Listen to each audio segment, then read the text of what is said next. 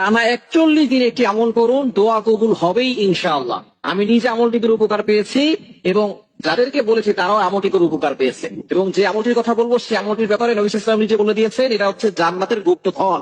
এটা করে আল্লাহর কাছে দোয়া করলে আল্লাহ তাআলা সেই দোয়াটা কবুল করে। অনেকেই আছেন কারণ হুজুর দোয়া করছি, দোয়া কবুল হচ্ছে না, সন্তান কথা শোনে না, স্বামী কথা শোনে না, অনেকে বলে হুজুর স্ত্রী কথা শোনে না, অনেকের ভিসা হচ্ছে না, অনেকে টেনশনে পড়ে গেছেন, অনেকের বিয়ে হচ্ছে না, বিভিন্ন দুশ্চিন্তা, ঋণের বোঝা, অভাব, সব কিছুর জন্য আপনি একটা আমল করতে পারেন।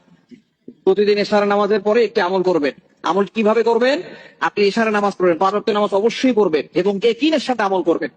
যদি আপনার ইয়াকিন না থাকে, বিশ্বাস না থাকে, তাহলে কিন্তু আপনি কোন আমল করে আল্লাহর কাছ থেকে উপকার পাবেন না। আপনি ইয়াকিনের সাথে আমল করতে হবে যে আল্লাহ তাআলা আমাকে বিপদ থেকে উদ্ধার করবেন। কারণ 41 দিনের একটি আমল করবেন।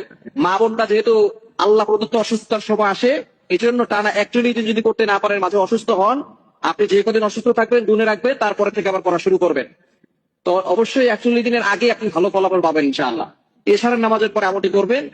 প্রথমে 100 বার একটি দুরূদ শরীফ পড়তে হবে, আল্লাহুম্মা সাল্লি আলা সাইয়্যিদিনা মুহাম্মাদ। এই ছোট্ট দুরূদটি 100 বার পড়বেন। এরপর পড়বেন লা হাওলা ওয়ালা কুওয়াতা ইল্লা বিল্লাহ, এতটুকু 499 বার।